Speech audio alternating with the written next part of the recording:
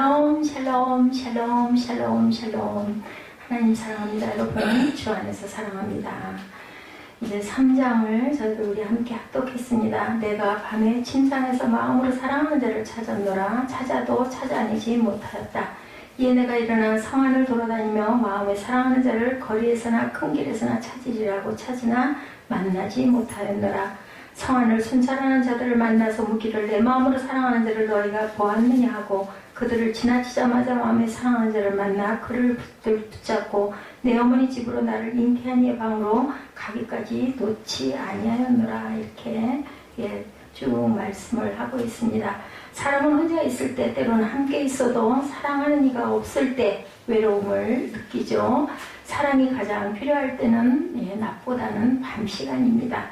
낮에는 자신의 일이 바빠서 자신의 사랑이 떠났다든지 외로움이나 고통 등을 미처 생각하지 못할 수도 있는데 모든 만물이 보금자리로 각자의 보금자리로 돌아가고 어둠이 내리면 가슴에 진한 공허로 가득 채워지게 되죠. 술람 여인은 침상에서 사랑하는 자가 그리워 찾았으나 발견하지 못하였다라고 이렇게 고백하죠. 1절부터 보니까 내가 밤에 침상에서 마음으로 사랑하는 자를 찾았노라. 찾아도 찾아내지 못하였다. 그래서 어떻게 했어요? 이에 내가 일어나서 성 안을 돌아다니며 마음에 사랑하는 자를 거리에서나 큰 길에서나 찾으리라고 찾았으나 또한 만나지를 못합니다. 3절에 성 안을 순찰하는 자들을 만나서 묻기를 내 마음으로 사랑하는 자를 너희가 보았느냐 하고 그들을 지나치자마자 마음에 사랑하는 자를 만나서 그를 붙잡고 내 어머니 집으로 나를 잉태한 이의 방으로 가기까지 놓지 않았다. 찾다가 결국은 어떻게 했어요? 찾았어요. 그래서 우리는 항상 찾고 찾아야 되겠습니다. 그래서 그녀의 마음에는 이제는 어때요? 기쁨이 넘쳤겠죠? 그를 내가 잉태한 방으로 그를 함께 같이 갔다라고 이렇게 고백합니다. 밤에도 잠잠치 아니함이라고 시편 22편 2절에 증거합니다. 내 마음이여 내가 낮에도 부르짖고 밤에도 잠잠하지 아니하오나 응답하지 아니하시니라. 얼마나 마음이 아플까요? 밤에 영원히 주를 사모한다고 이사야 26장 9절에 밤에 내 영혼이 주를 사모하였사온즉 내 중심이 주를 간절히 구한다. 이렇게 얘기합니다. 우리는 밤 시간에 항상 하나님을 더 찾게 되어 있다. 그렇죠? 왜요? 마음의 공허와 허전함이 있기 때문에 주께서 땅에서 심판하신 때 세계 거민의 의를 배움이나이다. 이렇게 이사야 26장 9절 하반절에 말씀합니다. 사랑하는 자를 찾아서 헤매고 결국은 사랑하는 자를 만나죠. 사랑하는 자를 여러 가지 어려움에도 불구하고 찾아 나선 여인은 드디어 그를 만납니다. 그래서 어떻게 했어요? 나를 잉태한 방으로 가기까지 그를 놓지 않았다라고 고백합니다. 너무나 기뻐서 사랑하는 이를 붙잡고 어미 집으로 자신이 태어난 방으로 인도합니다. 인생에 있어서 사랑의 기회는 여러 번 있는 것이 아니죠. 그 기회를 분별하고 선영하는 사람이 정말 기가 막힌 사랑을 나누게 되고 후회하지 않는 삶을 살게 된다. 여인은 천재 이외에 만난 사랑하는 자를 꽉 붙잡고 자신의 침실에 들어갈 때까지 그를 놓지 않았다라고 고백하죠. 4절에. 그래서 전심으로 찾아야 만난다. 예레미야 29장 13절에 너희가 온 마음으로 나를 구하면 나를 찾을 것이요 나를 만나리라. 잠언 8장 17절에 간절히 찾는 자가 만난다. 나를 사랑하는 자들이 나의 사랑을 입으며 나를 간절히 찾는 자가 나를 만날 것이라고 이렇게 말씀합니다. 그래서 결혼식의 행렬이 그 다음에 이어지죠. 깨우지 말라고 얘기합니다. 예루살렘의 딸들아 내가 노루와 들사슴을 두고 너희에게 부탁한다. 5절입니다. 사랑하는 자가 원하기 전에는 흔들지 말고 깨우지 말지니라. 모략과 유향과 상인의 여러 가지 향품으로 향내 풍김에 연기 기둥처럼 거친 들에서 오는 자가 누구인가? 볼지하다 솔로몬의 가마라. 이스라엘 용사 중 60명이 둘러쌌다. 이제 솔로몬이 사랑하는 여인을 태우고 갈 가마를 보내는 그런 내용이 쭉 나타나죠. 이를 침실로 인도한 여인은 예루살렘 여인들에게 노루와 들사슴을 서원하며 사랑하는 이가 원하기 전에 절대로 깨우지 말라고 부탁을 합니다. 이는 신랑의 자발적인 사랑이 끝날 때까지 방해하는 것을 경계하죠. 사람들이 자신에게 주어진 인생을 살아가면서 몇 번의 잊지 못할 슬픈 일도 만나겠지만 생각만 해도 기쁘고 감격스러운 일도 겪습니다. 그래서 저는 그 생각을 새옹지마라는 단어가 어제부터 떠오르더라고요. 좋은 일도 있고 나쁜 일도 있고 그렇죠. 수술이 한 가지가 벌어졌다고 너무너무 기뻐했는데 그 한 가지 수술마저도 너무 간단하게 생각하고 가깝고 편한 데서 비용을 더 적게 들이려고 하다가 결국은 이런 낭패를 당하는 이런 사건, 항상 좋은 일만 일어나는 것도 아니고 그렇다고 해서 항상 절망스러운 일만 일어나는 것도 아닙니다. 뭐 핍박을 받고 그저 욕을 듣고 그 1000대를 받았다 할지라도 그 1000대 한 사람에게 문제가 있는 거지 1000대 받은 자는 차라리 낫습니다. 하나님은 아시겠죠. 그 이유가 왜 그랬는지 어찌해서 그런 일들을 하려고 했는지 그런 부분은 아마 하나님이 아실 거니까 사랑하는 사람은 자신의 사랑이 기뻐하는 일들을 하죠. 지금 우리는 하나님께서 기뻐하시는 일이 무엇인지 알고 그분을 기쁘시게 하는 성도들이 되어야 되겠다. 예배 시간에는 예배 드려야 합니다. 가끔은 저도 울컥할 때는 찬양도 입에서 안 나올 때가 있어요. 기도도 안 될 때가 있습니다. 그래도 해야 합니다. 입술을 떼야 되고 기도해야 되고 말씀도 집중해야 되죠. 뭐 하나님께 예배드리는 것을 거부하거나 그것 때문에 그런다면 오히려 그것이 더 하나님을 슬프시게 하는 일입니다. 눈물로 침상을 띄운다. 시편 6장 6절이죠. 내가 탄식함으로 피곤하여 밤마다 눈물로 내 침상을 띄우며 내 요를 적시나이다. 이렇게 나타나 있습니다. 왜 그랬어요? 다윗이 죄를 짓고 그리고 그렇게 회개하느라고 눈물로 침상을 띄울 정도로 요를 적실 정도로 우는 내용이죠. 함께 하시는 그리스도에서 마태복음 28장 20절에 내가 너에게 분부한 모든 것을 가르쳐 지키게 하라. 볼지어다 내가 세상 끝날까지 너희와 항상 함께 하리라 하시니라. 세상에 좋은 일들만 있으면 세상이 아니래요. 나쁜 일도 있고 좋은 일도 있고 죽을 것 같은 고통을 또 조금 지나고 나면 그것으로 인해서 또 좋은 일이 일어나면 더 기뻐지는 그러한 삶을 우리는 살아내야 합니다. 거친 들에서 오는 자에 대한 이야기가 그 다음에 또 나타나죠. 물약과 유황과 상인의 여러 가지 향품으로 향내 풍기며 연기 기름처럼 거친 들에서 오는 자가 누구인가? 볼지어다 뭐예요? 솔로몬의 가마다 이렇게 얘기합니다. 시온의 여자들은 자신들의 선망의 대상인 솔로몬과 술람미 여인의 결혼 행위를 보고 거친 들에게 오는 자가 누구냐고 물어봅니다. 여기서 거친 들에서 오는 자는 누구예요? 술람미 여인을 가리키는 것이고 이런 것은 광야를 횡단하는 아라비아 상인의 행렬을 연상케도 합니다. 바람과 폭풍 속을 견디어내는 것은 그 아름다움을 돋보이게 합니다. 우리에게 사랑이 있다면 우리는 사막 가운데서도 연기가 치솟듯이 솟아오르는 우리의 사랑과 그에서 풍겨나는 인품과 사랑의 향기에 매료당하게 됩니다. 그래서 구름기둥과 불기둥의 이야기를 너무 잘 알죠. 출애굽기 13장 21절에 야훼께서 그들 앞에서 가시면 낮에는 구름기둥으로 그들을 인도하시고 밤에는 불기둥으로 그들에게 비추사 낮이나 밤이나 진행하게 하신다 이렇게 증거합니다. 그래서 22절에 보니까 낮에는 구름기둥 밤에는 불기둥이 백성 앞에서 떠나지 아니하리라. 기름이 향기로워 아름답다고 아가서 1장 3절에 내 기름이 향기로워 아름답고 내 이름이 쏟은 향기름 같으므로 처녀들이 너를 사랑하는구나 이렇게 고백합니다. 그래서 결혼 행렬이 오죠. 역사 이래 세상의 임금 중 최고의 지혜와 명철을 소유했고 그리고 그것들을 발췌했던 사람 바로 누구예요? 솔로몬입니다. 솔로몬 왕은 곁에는 항상 그를 고유하고 최고의 용사들이 솔로몬에게 접근하지도 못할 정도로 그렇게 아주 호의를 하죠. 왕은 술람미 여인에게 가마를 보내어 그녀를 예루살렘 성으로 데려오도록 하죠. 아마도 당시의 결혼 풍습을 비교해보면 왕이 직접 가마를 배교동하고 와서 신부를 데려가는 풍습이었던 것 같습니다. 솔로몬의 장한 수십 명의 용사들이 철동같이 지키고 있는 것이 보이죠. 이스라엘 용사 중 몇 명이 60명이 둘러쌌는데 8절에 다 칼을 잡고 싸움에 익숙한 사람들이라 밤에 두려움으로 말미암아 각기 허리에 모를 찼다. 칼을 찾느니라. 솔로몬 왕이 레바논 나무로 자기의 가마를 만들었는데 그 기둥은 은이요 바닥은 금이요 자리는 자색 깔개라. 그 안에는 예루살렘 딸들의 사랑이 엮어져 있구나. 깔개를 예루살렘에 사랑하는 딸들이 만들었다라는 거죠. 시온의 딸들아 나와서 솔로몬 왕을 보라. 혼인날 마음이 기쁠 때 그의 어머니가 씌운 왕관이 그 머리에 있구나.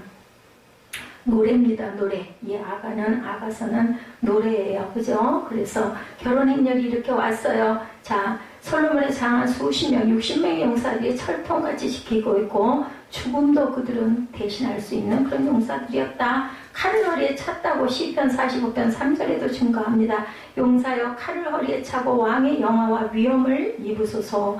왕후가 60이라고 아가서 6장 8절이죠. 왕비가 60명이요 후궁이 80명이요 시녀가 무수하다 이렇게 증거합니다. 그래서 혼인날의 모습이 보여진 게 바로 아가서 3장이죠.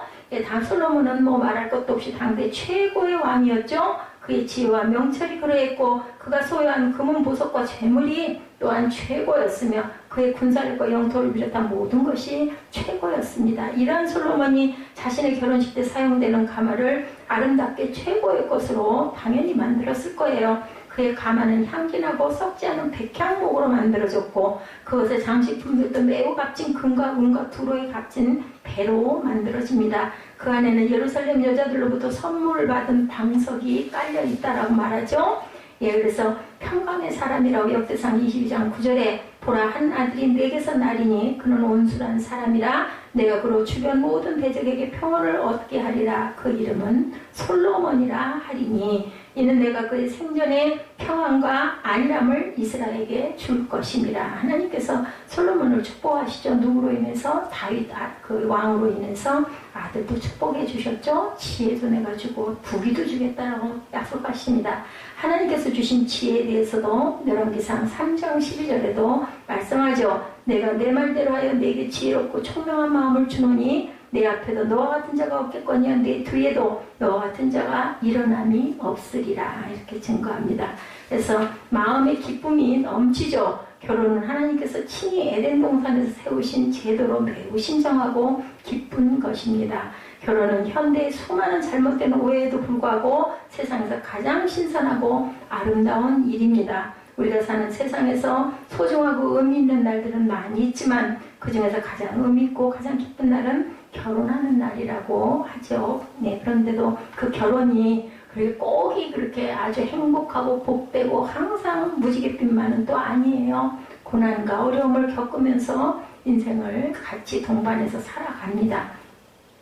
이는 솔로몬과 술람비 여인의 결혼식에도 마찬가지였다. 모든 일을 공부하여 살폈다. 전도서 1장 13절이죠. 마음을 다하며 지혜를 써서 하늘 아래에 행하는 모든 일을 연구하며 살핀즉 이는 괴로운 것이니 하나님이 인생들에게 주사 수고하게 하신 것이라. 인생을 사는 것은 이렇게 수고하고 괴로운 삶이기도 하다라는 겁니다. 그리고 기쁨의 복을 또한 주시죠. 에레미야 32장 41절에 내가 기쁨으로 그들에게 복을 주되 분명히 나의 마음과 정성을 다하여 그들을 이 땅에 심으리라고 이렇게 증거합니다. 그리고 면류관을 쓴 모습이죠. 솔로몬에게 마음이 기쁠 때 그 모침이 왕의 머리에 면류관을 씌워주었다. 면류관은 예로부터 영광과 승리의 상징으로 사용되어 왔습니다. 당시 이스라엘 사회 결혼식에는 신랑뿐만 아니라 신부도, 그래서 지금도 그 신부들이 화관을 쓰지 않습니까? 면류관을 쓰는 관습이 있었습니다. 솔로몬의 어머니가 그 아들에게 면류관을 씌워 주었다는 것은 그가 자녀의 결혼을 인정해 주었다라는 표시입니다. 신앙을 위해 살아가는 자들에게 하나님은 면류관을 주신다고 약속을 하셨죠. 많은 사람을 의롭게 한다고 이사야 53장 11절에 너희는 떠날지어다 거기서 나오고 부정한 것을 만지지 말지어다 그 가운데서 나올지어다 야외의 기구를 매는 자들이여 스스로 정결하게 할지니라. 이렇게 증거합니다. 솔로몬보다 더 큰 이가 있죠. 마태복음 12장 42절에 심판 때에 남방 여왕이 일어나 2세대 사람을 정죄하리니 이는 그가 솔로몬의 지혜로운 말을 들으려고 땅 끝에서 누가 왔어요? 시바 여왕이 왔었죠. 근데 솔로몬보다 더 큰 이가 여기 있느니라. 누구예요? 예수 그리스도입니다. 솔로몬과 술라미 여인의 사랑은 결혼으로 연결되죠. 꼴인하죠. 주님을 사랑하는 우리 그리스도인들도 어떠한 시련과 역경 가운데서도 주님만을 바라보고 살아야 되겠습니다. 끝까지 그죠? 결혼에 꼴인하는 신부들이 돼야 되겠죠. 그래서 주님께서 재림하시는 날 혼인잔치에 정말 멋진 신부로 화관을 쓰고 그 자리에 참여하는 술람미 여인이 되어야 되겠죠. 성경의 이야기를 한마디로 표현한다면 그것은 하나님의 사랑 이야기, 러브스토리예요. 하나님께서 우리 인간을 얼마나 사랑하셨는지에 대한 러브스토리가 바로 성경입니다. 그 러브스토리 중에서 가장 구체적인 사랑 이야기를 담고 있는 책이 바로 아가서입니다. 이 아가서는 솔로몬이 썼는데 솔로몬이 술람미 여인이라는 한 여인을 사랑하는 이야기로 비유돼서 기록되어 있죠. 한 사람의 사랑의 감정을 통해서 하나님께서 우리를 얼마나 사랑하고 계신지를 구체적인 모습으로 보여주시기 위해서 이 아가서는 기록되었습니다. 이 아가서에서 솔로몬의 모습은 그리스도의 교회를 상징하고 술람미 여인들은 누구예요? 성도들을 상징합니다. 그러므로 오늘 성경을 통해서 솔로몬의 사랑의 이야기를 통해서 하나님이 우리를 얼마나 사랑하시는지 하나님의 사랑 이야기로 은혜를 나눠봅니다. 사랑하는 이를 찾아갔다 그러죠? 오늘 본문 1절에서 4절까지 우리가 아까 읽었듯이 사랑하는 이를 찾아서 헤매는 모습이 기록되어 있고 술람미 여인이 자기 사랑하는 이를 찾아서 여기저기 헤매는 모습이 기록되어 있는데 내가 밤에 침상에서 마음을 사랑하는 자를 찾았구나. 찾아도 발견하지 못하였구나. 사랑하는 이를 찾아 헤매는 안타까운 심정이 나타납니다. 얼마나 찾았었는가 하면 밤중에 성을 다 뒤지고 돌아다닐 정도로 찾았다. 그리고 이 사람 저 사람에게 내 사랑한 이를 못 봤냐고 물어보면서 헤매는 한 여인의 안타까움이 나타나 있습니다. 이 배경은 솔로몬이 젊었을 때 술람미의 한 여인을 만났어요. 그 술람미 여인 또한 솔로몬을 만나자마자 서로 사랑에 빠져버립니다. 솔로몬이 이 여인에게서 발견한 아름다움은 아가서 내용 전체를 보면서 우리가 깊이 느낄 수가 있는데 한마디로 그 여인의 모든 것을 다 사랑하게 되었다. 하물면은 새카맣게 탄 얼굴도 그죠? 너무너무 아름답게 보였다라는 거죠. 1장 6절에 내가 일광에 쬐어 거무스름 할지라도 흘겨보지 말 것은 내 어미의 아들들이 나를 놓아여 포도원지기를 삼았습니다. 그래서 내가 이렇게 얼굴이 새카맣게 됐다는 거죠. 그 여인은 배옥 같은 피부를 절대로 가지고 있는 여인은 아니었다라는 겁니다. 얼굴은 태양에 그을리고 포도원에서 일을 했으므로 복장과 피부는 거칠었을 것입니다. 그런 그녀의 모습은 공주 같은 모습이 전혀 아닙니다. 그런데도 솔로몬은 그 여인의 모습을 바라보며 그만 한눈에 반해버렸어요. 오늘 솔로몬이 발견한 아름다움은 그 여인의 내면적인 아름다움이었다라는 거죠. 내면의 아름다움을 발견하니 외모의 모든 것이 다 아름답게 보였다. 무엇이었어요? 눈에 콩깍지가 씌었다는 거죠. 실제로 어떤 부부들은 신랑이 멋있게 생겼으면 그 신부는 얼마나 아름다울까 하고 봤더니 신부는 별로 아니어가지고 어머나 저런 신랑이 어떻게 저런 그런 적이 참 많습니다. 저도 남편이 너무 멋지게 생겨서 아내를 보면 아내는 이쁘지가 않아요. 아내가 너무너무 이쁜데 남편은 얼마나 멋있을까 하고 남편이 그렇지가 못한 경우가 참 많아요. 보면 그런 재미있는 이야기가 있더라고요. 어떤 부부가 어떤 잘생긴 남자가 결혼을 앞두고 목사님께 주례를 부탁을 했어요. 그런데 주례비를 얼마나 드려야 될지 고민을 하다가 이 신랑이 목사님께 물어봤다고 합니다. 차라리 솔직하게 여쭤보는 게 신뢰를 안 하지. 그리고는 목사님 죄송하지만 주례비는 얼마가 좋을까요? 얘기를 했대요. 그래서 목사님이 신부가 예쁘다고 생각하는 만큼 주게나 라고 대답을 했다고 합니다. 그리고는 결혼식 날 신랑은 목사님께 봉투에다가 얌전하게 10만 원짜리 수표 한 장 넣어서 드렸다고 그래요. 목사님은 어이가 없었다고 그러죠. 아무리 예쁘지 않아도 사랑하는 신부인데 어떻게 이것밖에 책정을 안 했을까 하고 결혼식을 올리도록 주례를 하셨어요. 그리고 목사님은 계속해서 신부의 얼굴이 궁금했다고 합니다. 드디어 결혼식이 시작되고 목사님이 주례를 하셨어요.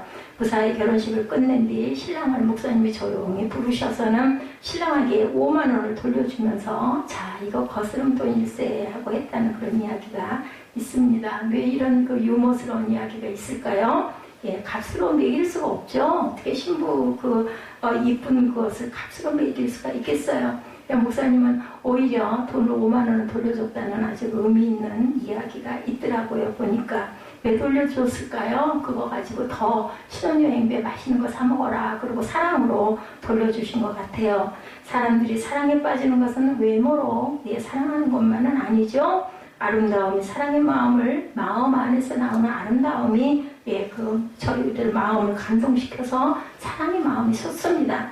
한번 사랑에 빠지고 나면 그 다음부터는 두 사람 말고는 아무도 안 보입니다. 오늘 본문에서 우리는 어떻게 여자가 채신머리 없이 저렇게 돌아다닐 수가 있는가 이런 생각, 밤중에 무섭지도 않을까 이런 생각이 들 수도 있습니다.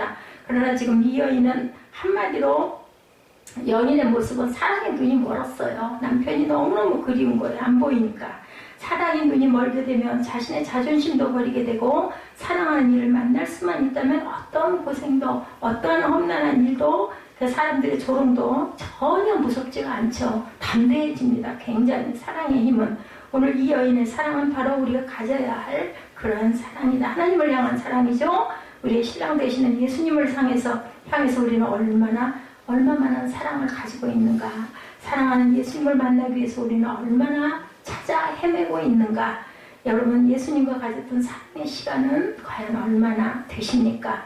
내가 예수님을 처음 만났을 때, 나를 구원하신 그 구원의 주님을 만났을 때의 기쁨이 지금도 저와 여러분의 마음속에 간직되어 있으신가요? 계시록에 보니 예배소 교회가 첫사랑을 잃어버렸을 때 그들을 책망하는 부분이 계시록 2장 4, 5절에 나옵니다. 그러나 너를 책망할 것이나니 너의 처음 사랑을 버렸느니라. 그러므로 어디서 떨어진 것을 생각하고 회개하여 처음 행위를 가지라. 어디서 도대체 그 사랑을 잃어버렸느냐. 회개하고 처음 사랑을 다시 불태우라는 거죠. 만일 그러하지 아니하고 회개치 아니하면 내가 내게 임하여 내 촛대를 그 자리에서 옮기려라 말씀합니다. 사랑을 잃어버리고 회개하지 않으면 촛대가 엄청나게 옮겨진다는 엄청난 말씀이에요. 촛대가 옮겨지는 게 뭐예요? 성령을 잃어버리리라는 겁니다. 내가 네 안에 거하지 않겠다라는 말씀이죠. 사랑을 잃어버리고 회개하지 않으면 촛대가 옮겨진다는 것은 엄청난 징계를 예표합니다. 주님을 사랑하지 않았던 게 아니에요. 사랑했는데 잃어버렸다라는 거죠. 과거에 우리가 얼마나 주님을 사랑했었는데도 주님이 보시는 것은 과거가 아니라 바로 현재 지금 어떠한 상황에서든지 하나님을 사랑하는 마음이 변함이 없어야 된다는 거죠. 지금 내가 얼마나 주님을 의지하고 사랑하고 있는지, 그것이 바로 문제다. 오늘 여인이 사랑하는 일을 찾아 헤매는 것처럼 저와 여러분도 사랑하는 예수님을 향해서 찾아 나서야 한다. 우리가 아픔이 있을 때일수록, 그죠? 우리가 천대를 받았을 때일수록 하나님을 의지해야 되겠죠? 예수님은 그보다 더한 박해도, 고난도, 침뱉음도 당하셨어요. 옷도 다 찢기우고, 그죠? 예수님만 생각해도 그렇게 좋을 수가 없고, 행복하고 주님 한 분만으로 만족했던 그 사랑을 우리 한 주간, 또 이 한 달, 또 남아있는 우리 12월 한 달을 귀하게 여기고 사랑하시면서 사시기 바랍니다.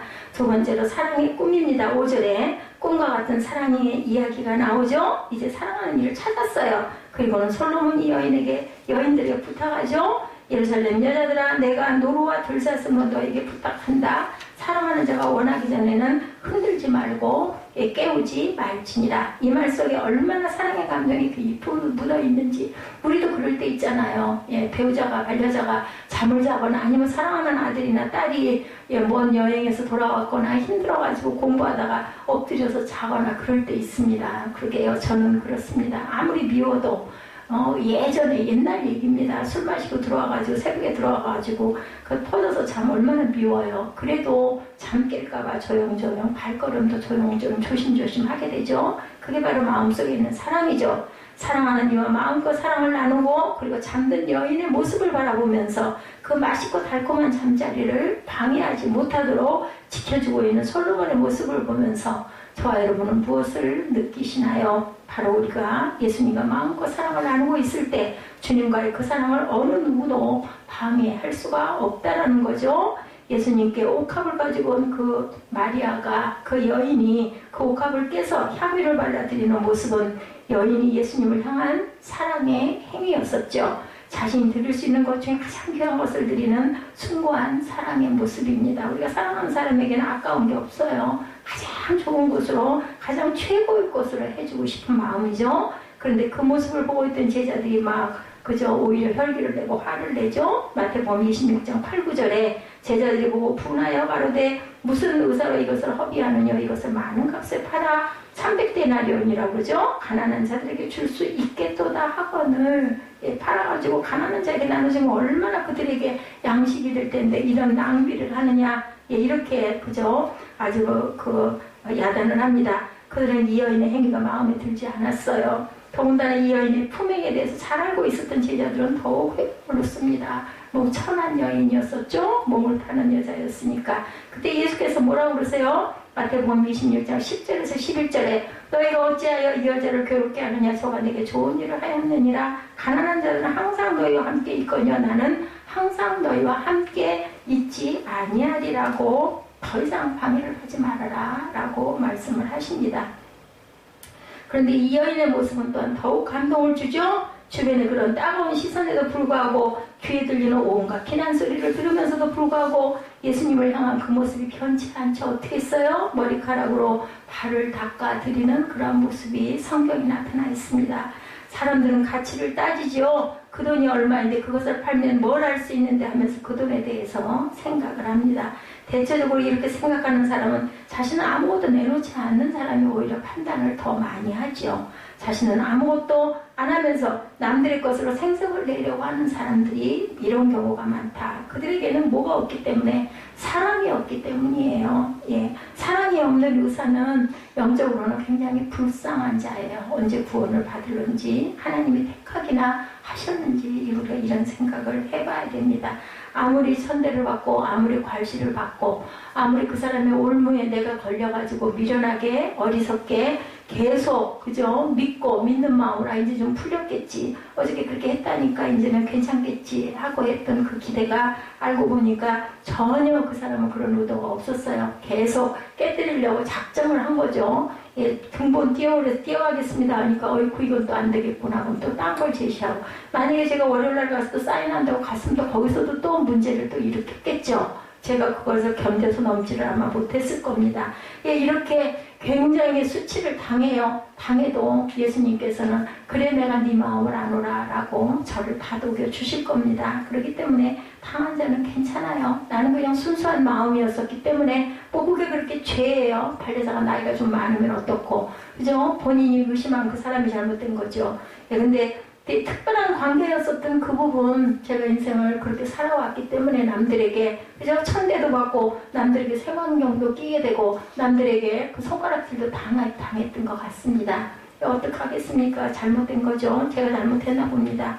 또한 솔로몬은 여인의 잠을 깨우지 말라고 이렇게 얘기합니다. 시편에 127편 2절에 너희가 일찍 일어나고 늦게 누우며 수고의 떡을 먹음이 헛되다다. 그러므로 야훼께서 그 사랑하는 자에게는 잠을 주신다고 얘기합니다. 하나님께서는 예, 이런 한나도 사랑하셔요. 그래서 사랑하는 자에게 잠을 주시죠. 한잠 자고 일어나면은 저는 그 시간이 제일 기쁘고 가장 따뜻하고 가장 행복합니다. 단잠을 자고 나면 우리에게 잠을 주시는 주님의 깊은 사랑 하나님이 아니시면 우리가 어떻게 잠을 잘 수 있겠어요. 저에게 통증을 이나마라도 요렇게라도 주셔서 망정이지 밤에 찌릿한 통증을 주면 밤새도록 잠을 한숨도 못 잔다 하더라고요. 예, 그 디스크가 있는 이런 분들은 그런 것만 봐도 얼마나 하나님이 나를 사랑하시는지를 저는 느낍니다. 편안한 잠은 사랑하는 이의 품에 있을 때 더더군다나 더 깊이 잠을 잘 자죠. 달콤하죠. 길을 잃어버린 아기가 두려운 고통 속에서 긴장 속에서 울며 헤매이다가 엄마의 품에 안길 때 그 아이는 엄마가 우주예요. 그죠? 우리 그런 모습 많이 봅니다. 아이는 그 품 안에서 모든 긴장이 사라지고 품 안에서 잠들어 버리는 모습은 우리에게 편안함을 느끼게 하죠. 세상에서 가장 안전하고 편안한 것은 바로 사랑하는 엄마의 품, 사랑하는 반려자의 품이다. 제가 그 원무과 그 팀장이라는 분하고 카톡을 하기 위해 가지고 번호를 쳤더니 딱 떴는데 보니까 아주 예쁜 아기가 다 보석머리를 해가지고 눈이 동그래가지고 있는 모습이 딱 그 사진에 올라와 있더라고요. 그걸 보는 순간 이 댁에 아마 아들 아기를 이렇게 가졌구나 싶어서 아이고 아기가 얼마나 건강하고 눈이 또랑하고 너무나 멋지게 생겼어요 하고 얘기를 했더니 세상에나 저는 그분이 뭐 몇 살이나 되신 분인지 멀리서 뵈서 잘 모릅니다. 팀장이라고 그래서 그래도 직책이 조금 있구나 했더니 보니까 말씀이 막내로 아기를 늦둥이를 낳았습니다. 딸을 셋을 낳고 아들을 낳았다라고. 그래서 아이고 아버지 그 책임이 막중하시겠네요 하면서 제 마음에 든 생각이 이분을 힘들게 해드리지 말아야 되겠구나. 얼마나 아기 이제 한 달 됐다고 그러더라고요. 얼마나 아기를 낳고 아들을 낳아서 너무 좋을 텐데 내가 이분을 힘들게 계속 따지고 계속 그저 뭔가를 요구하고 하면 얼마나 스트레스를 받을까. 그냥 내가 그분이 내 얘기 들어준 것만으로도 감사하면서 그 대신 앞으로는 이런 일들이 좀 없었으면 좋겠으니 혹여라도 이런 부분의 것이 있을 때는 상대방들이 상처를 좀 받지 않도록 차라리 정확하게 뭔가를 제시하도록 미리 어떤 그 설교적인 부분을 만들어가지고 제시하도록 그렇게 하는 건 어떻겠습니까? 제가 오늘 마무리를 그렇게 했습니다.